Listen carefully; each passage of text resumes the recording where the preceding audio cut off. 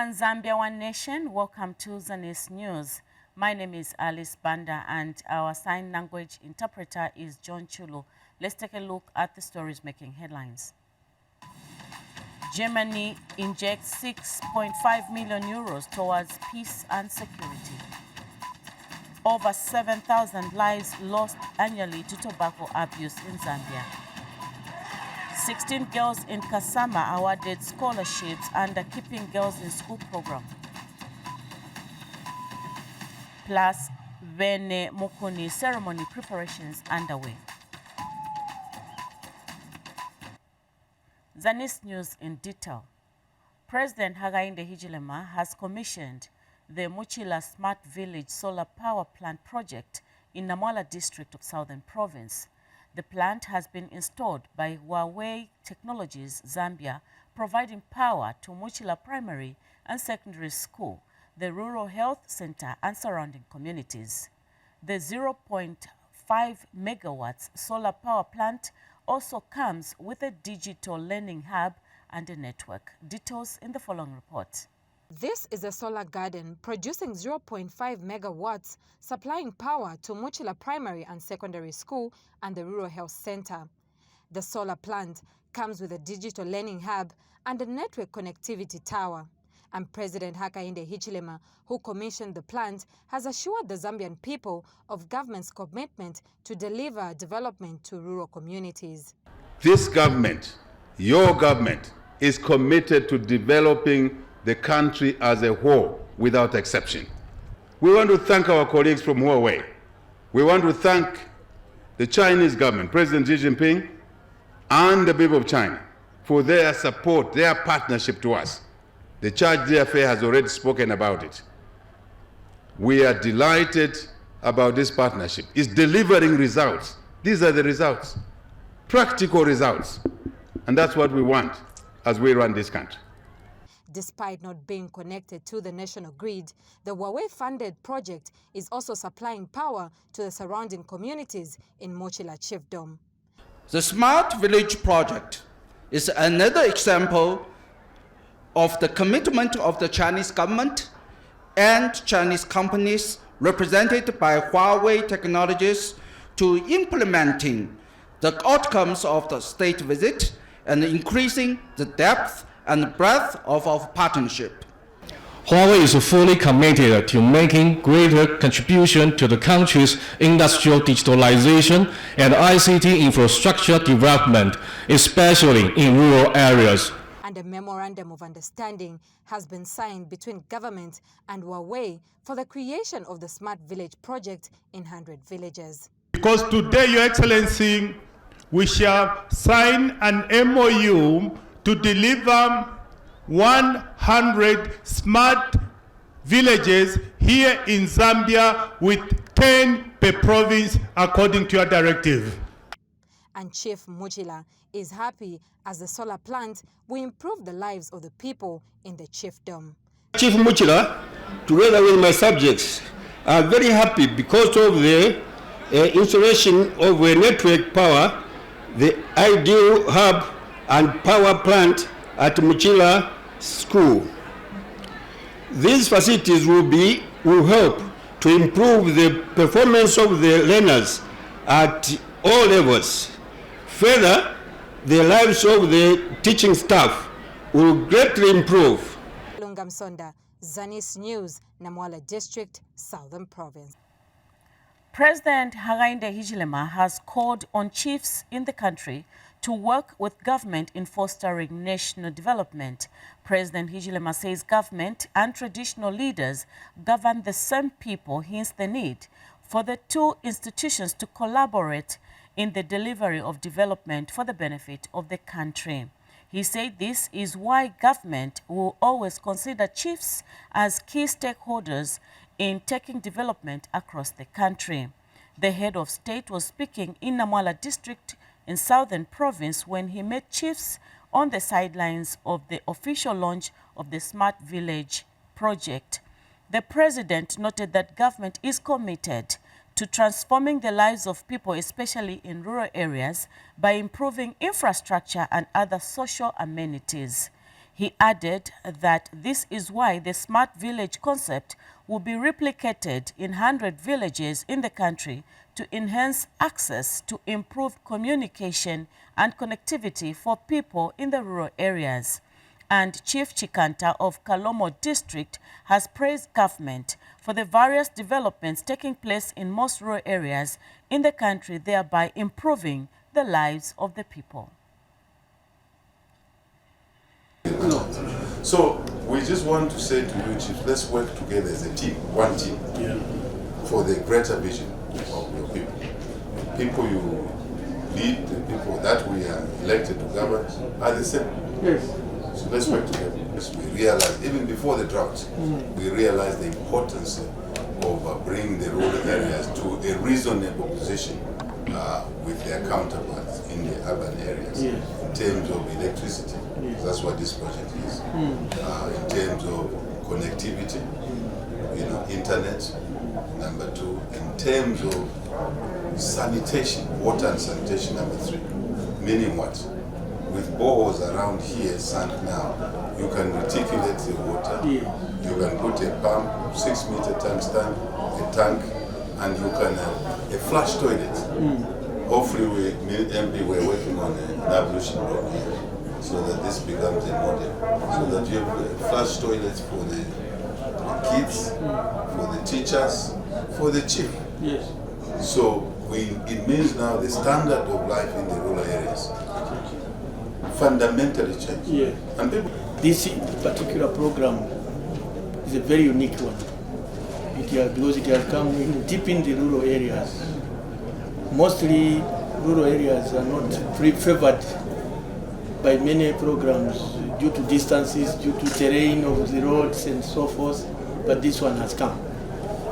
And it has come to a chiefdom where there is no hydroelectricity. So this is one program that shows that solar power is the way to go now, especially in developing rural areas. And your government is showing strength and goodwill on this particular aspect. We are now saying, Your Excellency, that this program should be replicated in many chiefdoms. For obvious reasons, internet connection for the rural communities. And also our children in schools are now learning computer. They are doing computer studies. But usually there is no network or there is no internet. Minister of Home Affairs and Internal Security Jack Mwimbo says Zambia is making tremendous strides in advancing the women peace and security agenda.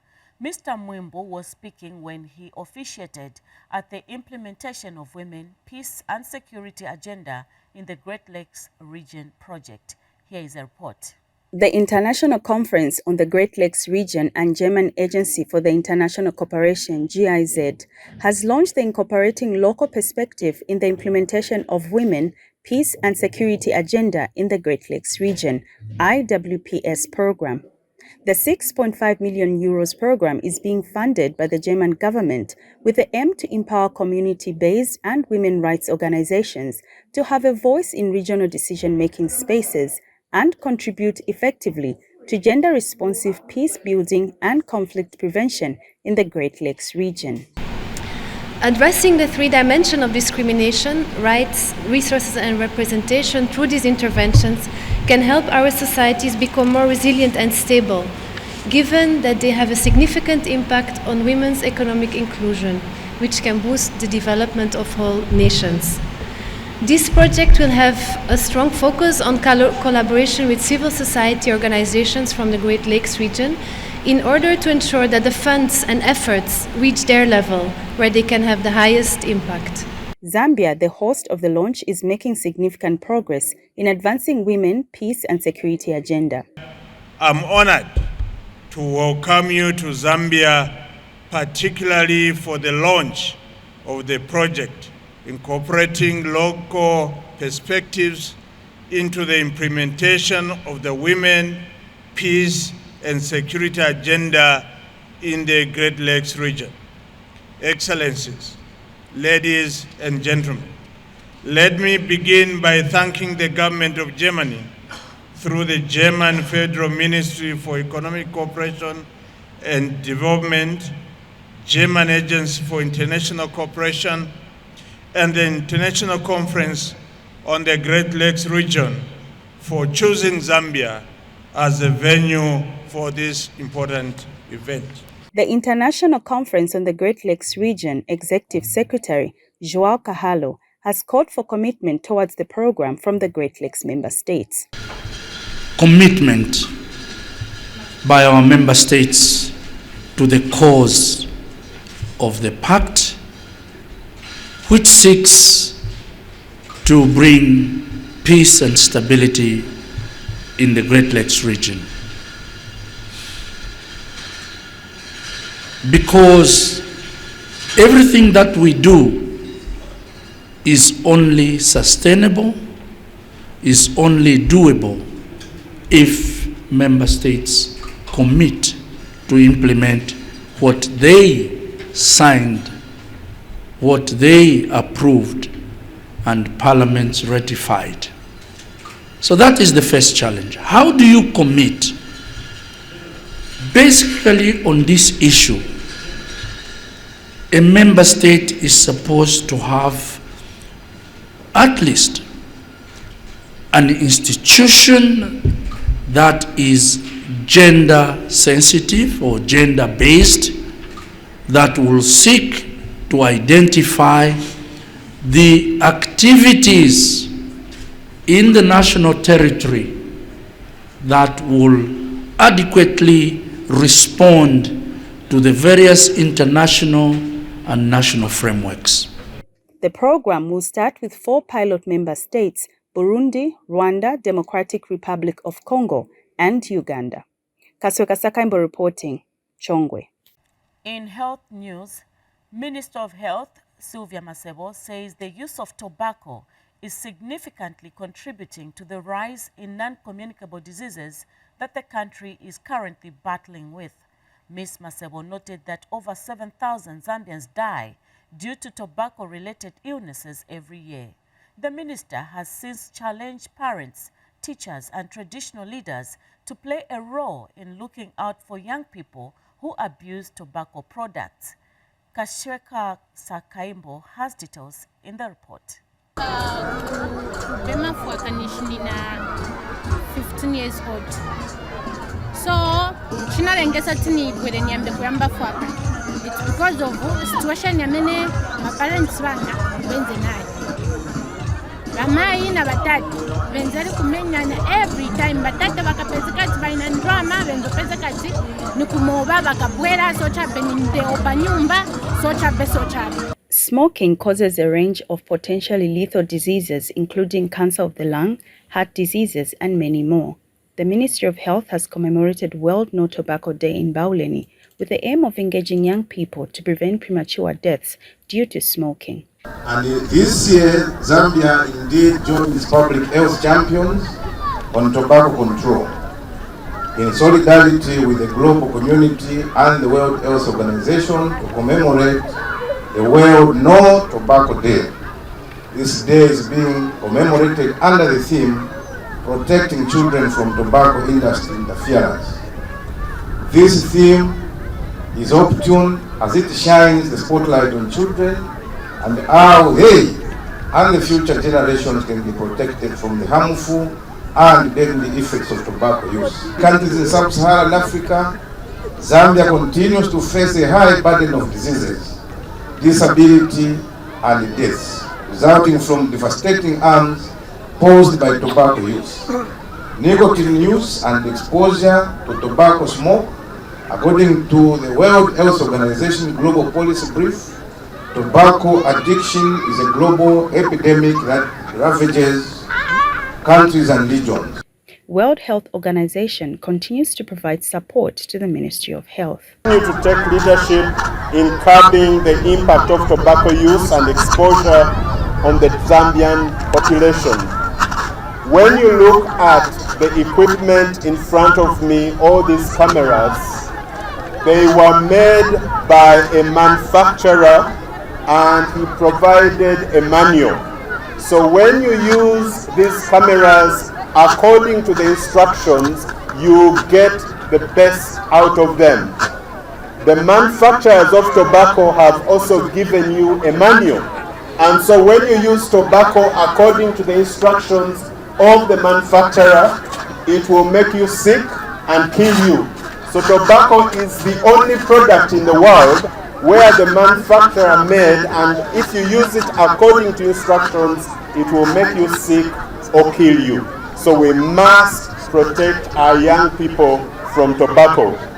As you know, tobacco kills over 8 million people every year, and it contributes to 6 of the 8 major causes of death globally. Things like lung cancer, heart disease, chronic lung disease, and even strokes that occur in the brain. Selected schools also participated in a Let the Children Breathe debate. The finalists, Matero Boys and Libala Secondary Schools, debated government immediate enactment of the tobacco bill meant to reduce smoking in the country. Let us remember that all these, they need resources. Members of the House and affiliates of this session, even if we had to enact this tobacco control bill, let's look at the implementation. We need law enforcers, we need the Drug Enforcement Commission, SAMRA, which is the Zambia Medicines Regulatory Authority, who need resources. Members of the House and affiliates of this session, honestly, how can you talk about these things when we have problems within this very world? We live in a place where load shedding is quite known. Members of this honest house, they say the process is costly, but what is more precious? Money or the lives being lost every year, 7,000 of them annually. And let me even enlighten you on the money Zambia loses, 2.8 billion per year. Billions are being lost, and we're just talking about transport. Certainly put things in order. Kasweka Sakaimbo reporting. Bauleni, Lusaka. Now, Chainama National Mental Health Hospital has condemned the neglect and stigma that people with mental health illnesses receive from relatives and society. Chainama National Mental Health Hospital Public Relations Officer George Tafuna, in an interview with ZANIS, cited a case of the late Edson Ngoma, who had been neglected and remained in the care of the facility for over 50 years until his demise last week. Social media was sparked with a jaw-dropping story of an elderly man who was abandoned for over 50 years at Chainama Hills Hospital by his relatives until his demise last Saturday. Mr. Edson Ngoma, who experienced a mental illness in 1968, checked in at Chainama Hills Hospital in the company of his close family and since then remained in the care of the institution even after getting better. This is a rare case that has not only puzzled the public but the hospital management. Mr. Edson Ngoma has been our patient from 1971 according to our records until he passed on Saturday. Mr. Ngoma actually, after admission, he was one of those that were lucky. He was taken to Zimbabwe for an operation, and when he came back, he was stable. But unfortunately, he was abandoned by his family due to unknown reasons. They never used to come to visit him in the hospital, and that made him to see student nurses and doctors as relatives. But it's very unfortunate for relatives to abandon someone who took care of them, who lived in his house. You know, it's tantamount to a case according to our nature of living. We only saw a good number of relatives after they saw on social media that he died. That's when they showed interest. Dr. Tafna explains the stigma that society continues to show against people with mental illness. Please don't stigmatize people that have got mental health challenges, because mental illness has no barriers. Anyone can have a mental health problem at any time. After all of us, we have got a mental health challenge once in our life. A lot of us are living with that. There are a lot of dysfunctional homes. Dr. Tafna has encouraged everyone facing mental health problems to visit the hospital, which has opened a wellness clinic and is providing mental services even for workplaces. Vopesendo for ZANIS in Lusaka. Lastly, in health news, Minister of Health Permanent Secretary for Technical Services, Kennedy Lishimpi, says government will beat the 5-year employment target of 30,000 health workers before 2026.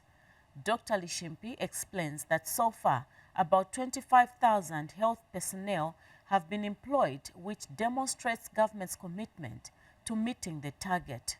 Speaking in an interview with ZANIS, Dr. Lishimpi explained that more health workers translate into more personnel handling complex diseases within the country, thereby contributing to the attainment of universal health coverage. The Permanent Secretary added that, as enshrined in the 2022 to 2026 National Health Strategic Plan, the ministry has prioritized provision of services using the universal health coverage model through decentralization and ensuring that primary health care is strengthened. Human resources are the most critical in the delivery of universal health coverage. 11,000 to 12,000 employees were recruited in 2022. Another 4,000 in 2022. Another 3,000 in 2023. This time around we are doing another 4,000. Plus the cholera volunteers, that was a presidential directive. That recruitment is ongoing. So if you add these figures, 12,000 plus 4,000 plus 3,000, that gives you 19,000, plus the 4,000 of this year, that will give us 23,000, plus about 2,000 from the volunteers of cholera, that gives you almost 25,000. Our target in the 5 years, we want to see if we can get to 30,000 new employees, about there. So you can see already this is 2024. So we've got 2 more years to get to there. I'm already at 25,000. So it is looking good.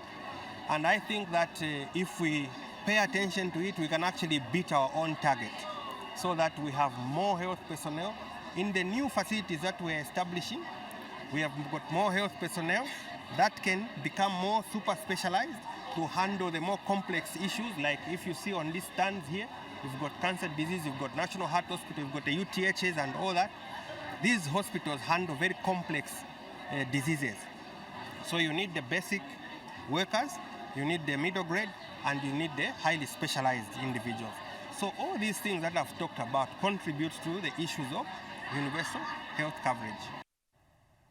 In construction news, over 300,000 kwacha has been invested in the construction of a footbridge that connects Kansenshi Extension to Chifubu constituency in Dola District.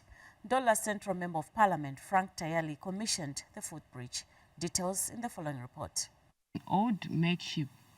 This is an old makeshift bridge that Kansenshi Extension residents have been using when crossing over to Chifubu constituency to access various social amenities. The bridge has now been replaced with a new footbridge using the constituency development funds.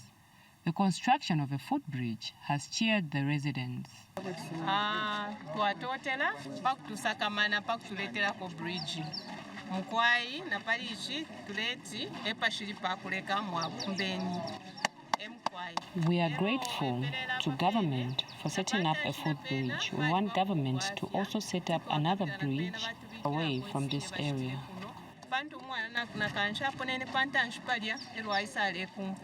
Thankful for everything that the government has done for us, because it used to be hard for us to cross over there. It was really scary, and some children couldn't have been passing up to now. So I thank you for everything that they've done for us, and the bridge is very nice because even bicycles pass there really safely. Ndola Central Member of Parliament has since commissioned the new footbridge at over 300,000 kwacha.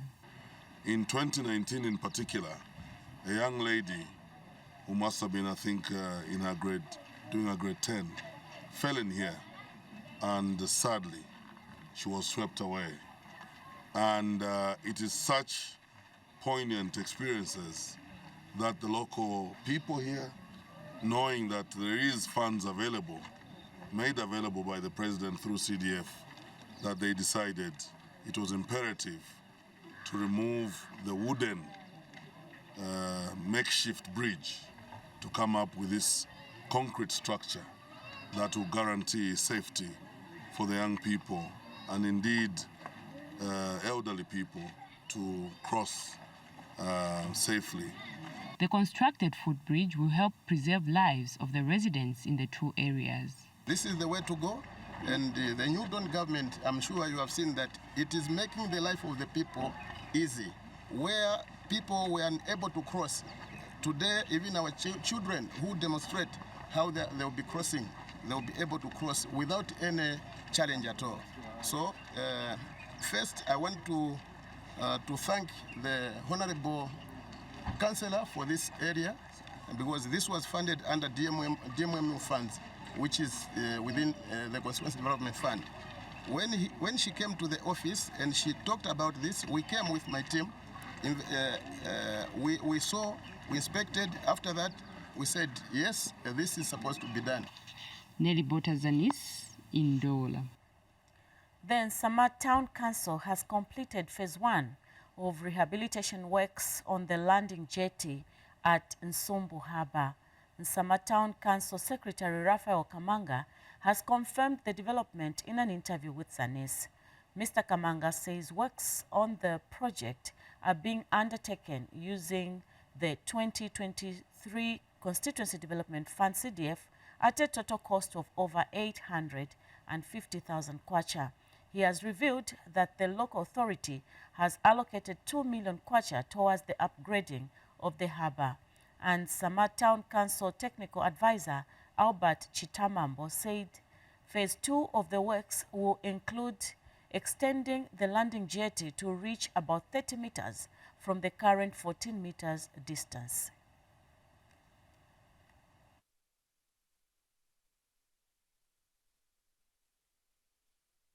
This is a project that was initiated as a result of a disaster which emanated in the district, and we experienced serious rising of water levels of Lake Tanganyika, which created a disaster, and the entire base where boats could park was completely gone.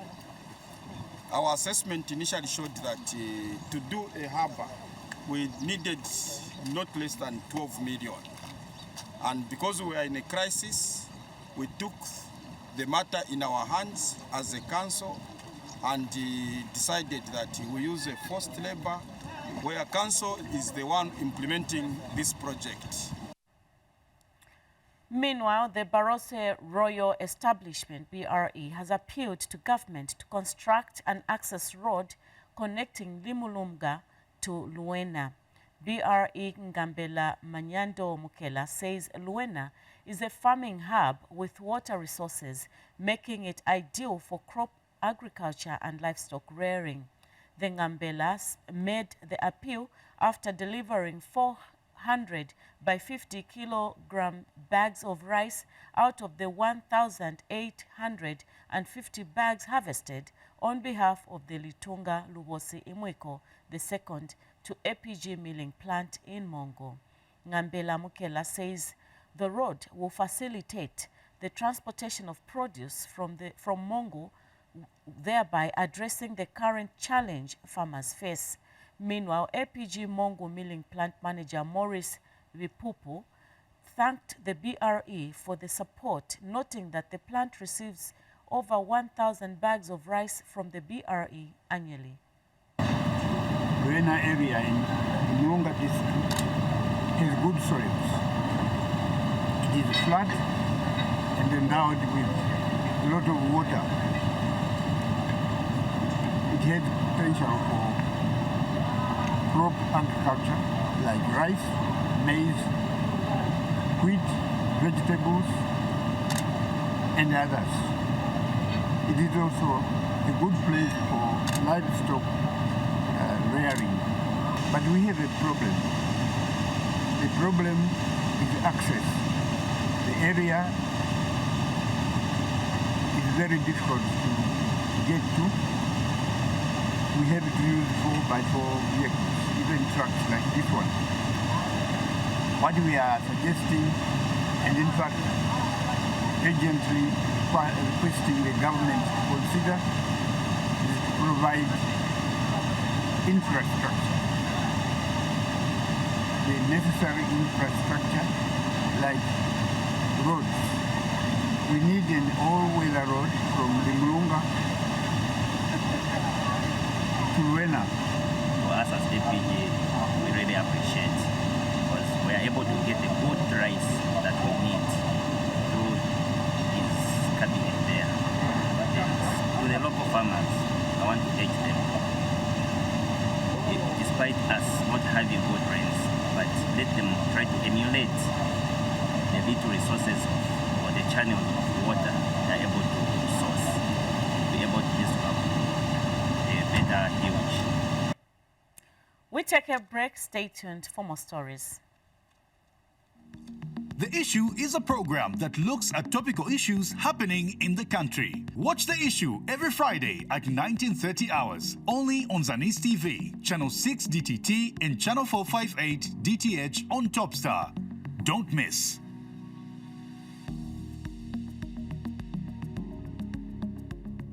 Zambia Today is a program that keeps you informed on various government policies and programs. Join us every Tuesday at 18 hours on ZANIS TV, Topstar Platform, Channel 6 DTT and 458 DTH. Don't miss.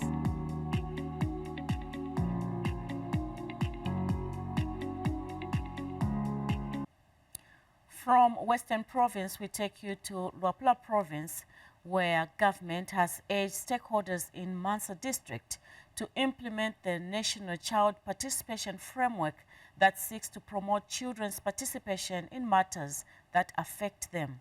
Mansa District Administrative Officer Judith Nyirenda says the call follows the development of the participation framework by the government, whose aim is to enhance the voices, views and opinions of children on matters affecting them.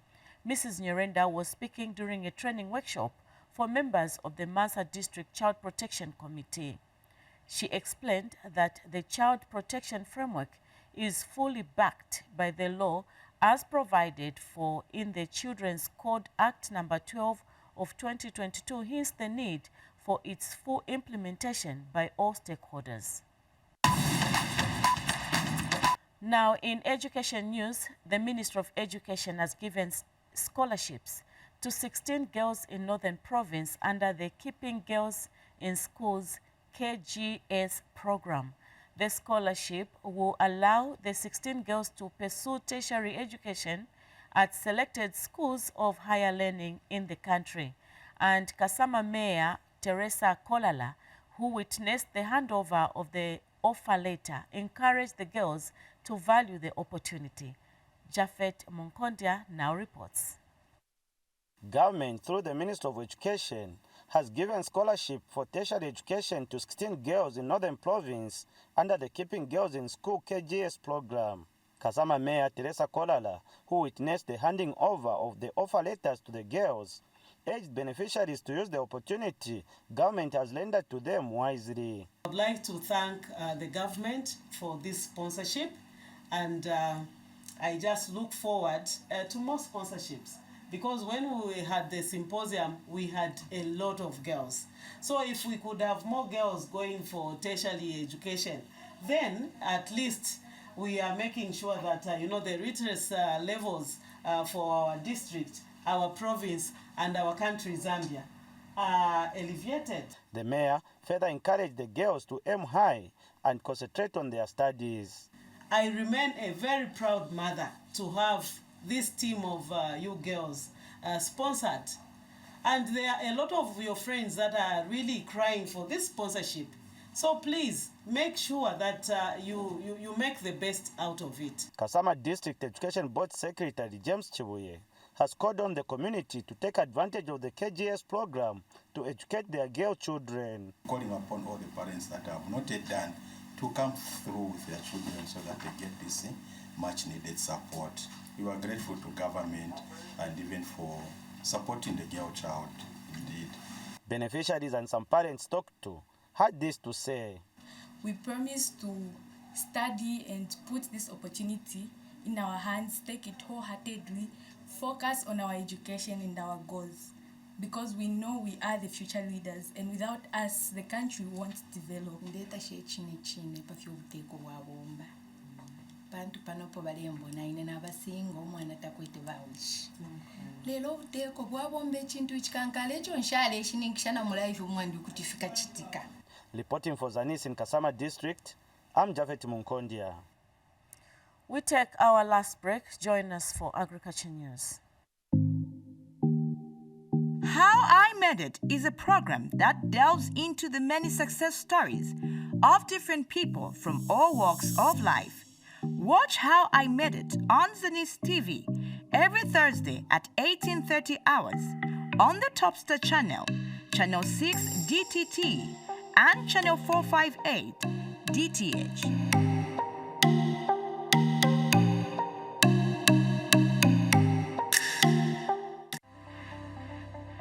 Woman Thou Art is a program that offers counsel to the female folk, sharing real-life experiences and providing guidance to the women and young girls on necessary steps and conducts that will help shape and nurture a sober society.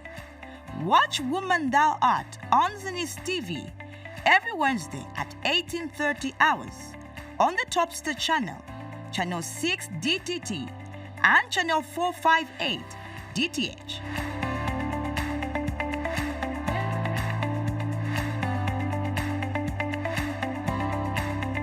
The Department of Social Welfare in Lavushimanda District has embarked on a sensitization program of the Drought Response Emergency Cash Transfer. The program is expected to benefit over 2,000 households in the area. We have more in the following report. To ensure food security at household level for families impacted by drought during the last rainy season, government has embarked on a Drought Response Emergency Social Cash Transfer Program in Lavushimanda District, where over 2,000 households are expected to benefit from the intervention. Sensitization on the Drought Response Emergency Cash Transfer Program is underway. Lavushimanda Social Welfare Department, we're expecting 2,813 to benefit from emergency cash transfer, and we have a caseload of 6,398 social cash transfer beneficiaries. So we are going around CWorks to sensitize them and to validate their names. We want to inform those people registered under emergency cash transfer so that they know, and they know the amount they are expecting at the end of the day. And as well as to inform the social cash transfer beneficiaries how much they are going to be getting, because the amounts have been revised. The District Commissioner shares President Hakainde Hichilema's commitment to ensure no one dies of hunger in the country resulting from severe drought-induced food insecurity. Muli bakateeka Hakainde Hichilema byonse bali kwata okulanguluka pali fwe bantu konse kunchendeko tuli ubuteeko tabubomba bweka bubomba na mwe bantu wombeni n'obuteeko ubulipo lekeni mukubomba na bwena mumonefi alafu mamwe fintu ifisuma. The beneficiaries are grateful to the President for this program. Kuli bakateka wesu Hakainde Hichilema kwena lesale mipala watotela mkwai kuno kula Bushimanda napalichi pabonga fwe banetungulu kuluirako ibumba lyonse li community kutotela sana kuli bakateka n'obuteeko pakukwata omutima uwa chikuku uwa bufyashi uwa kupansha abantu pantu abantu nomba bapanda. Among the key objectives of the Drought Response Emergency Cash Transfer is to provide financial assistance for households to meet the consumption needs of essential items such as food to mitigate malnutrition risks. Naomi Mwimba, reporting for ZANIS, Lavushimanda District, Muchinga Province. Good Nature Agro has signed a memoranda of understanding with the Chipata City Council to manage waste at the cost of 500,000 kwacha. Good Nature Agro Executive Director Sande Silungwe says the partnership is meant to promote hygiene and cleanliness in the city. More in the following report. Good Nature Agro has signed a memorandum of understanding with the Chipata City Council to manage waste at the cost of 500,000 kwacha. Good Nature Agro Executive Director Sande Silungwe says the partnership is meant to promote hygiene and cleanliness in the city. So we've come with a donation that we're making to the council, specifically for Saturday market. We'll be giving the council a 5,000 litre tank for Saturday markets to help with sanitation there. I think it's been a good call. We all eat from Saturday market one way or the other. Chipata City Mayor George Mwanza was present at the signing ceremony held at the council premises. Good Nature is working with us to respond on the issue of Saturday market. You know, we had an outbreak quite recently. We took measures as government, one, to disconnect the water sources from the borehole, connected it directly to Eastern Water, but we need a reserve tank. So now that reserve tank is something that we had not bought yet. So Good Nature today has given us a donation of a 5,000 litre water tank, which we will go and install at Saturday market, which means that access to clean and safe water at Saturday market is guaranteed.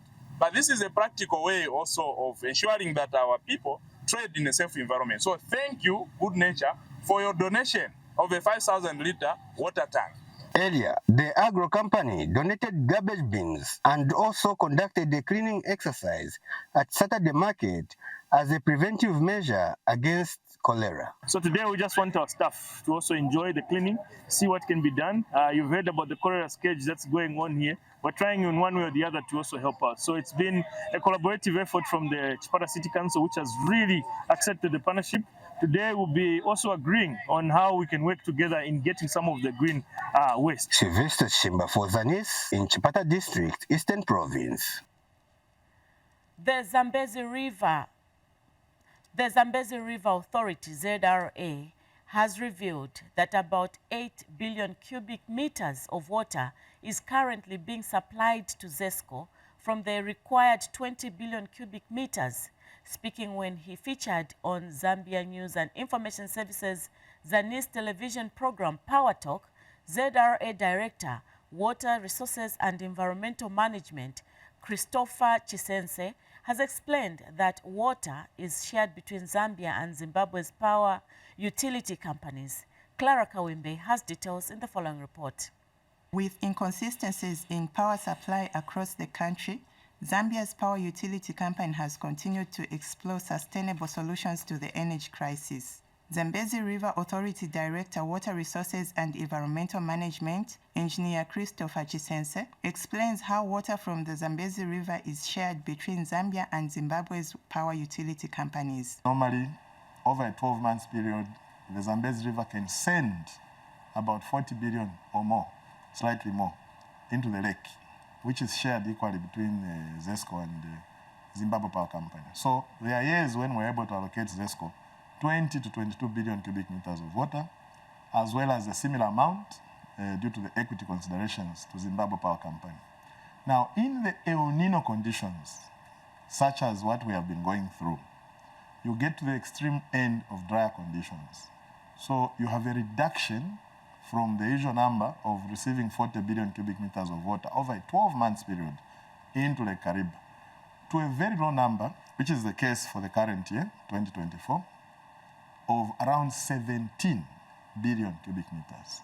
So in the current year, we've been forced, because of the El Nino conditions taking us to the extremes when it comes to the lower level of water in a river system, the Zambezi River, we've been forced to allocate water which is less than usual to ZESCO Limited, which we allocated about 8 billion for them to use over the 12 months period, if you like, of 2024, and another 8 billion to Zimbabwe Power Company over the same period. And ZESCO Director Power Generation, Wesley Lwendi, says the demand for power usage is not consistent, hence the changes in load management. With reduced water allocation for power generation at Kariba, and we use the water for purposes of generation, and the quantity of power that we can generate is proportional to the amount of water that we have for power generation. So this reduced availability of water means we cannot generate the way we've generated last year, or even where it was even higher the previous year. Lara Kawimbe reporting for ZANIS in Lusaka. Lastly, in the news, traditional leaders from across the country have arrived in Kazungula district of Southern Province to attend the Wene Mukuni traditional ceremony, which is expected to be graced by President Hakainde Hichilema tomorrow, July 6th, 2024. More in the following report. Traditional leaders from different parts of the country have arrived in Kazungula district of Southern Province to attend the Wene Mukuni traditional ceremony, which is expected to be graced by President Hakainde Hichilema tomorrow, July 6, 2024. The traditional leaders who arrived last evening were this morning seen arriving at Chief Mukuni's palace as early as 8 hours, awaiting for the commencement of the ceremony this afternoon. Spokesperson for Chief Chitanda Lumamba of Central Province, Yuka Kaputula, explains why the traditional leaders are here. The Monokarias, those are our relatives. So that's why we've come to give him support. He's our king in Lenjaland. The Lanje, Mukuni, the Tonga, Ila, and the Lenjes, we are the largest grouping people in this country. So in this manner, the chiefs come together, which shows unity. The chiefs own this country. We own Zambia as chiefs. Okay? We put people in the offices to lobby for development. But it's Zambia, mother Zambia country is being owned by the chiefs, the 288 chiefs. No wonder you've seen the ceremonies throughout the country is to bring the people together and to remember where we came from. There is no country that has no history. The traditional commemoration rites in honor of the founder, Chief Mukuni, and other successors was held at Mukuni burial site. Successors in spirit and royal titles.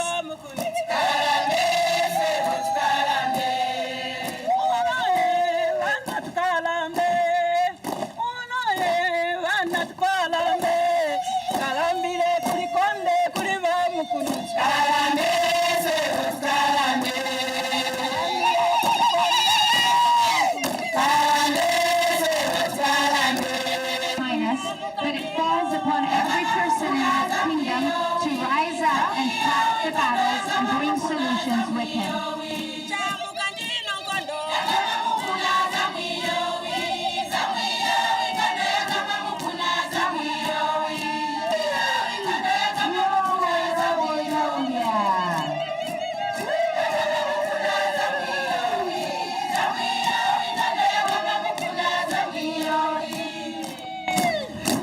Jane Simalumba, ZANIS in Livingstone. Let's take a look at the stories that made headline before we close. Germany injects 6.5 million euros towards peace and security. Over 7,000 lives lost annually to tobacco abuse in Zambia. 16 girls in Kasama awarded scholarships under Keeping Girls in School program. Plus, Wene Mukuni ceremony preparations underway.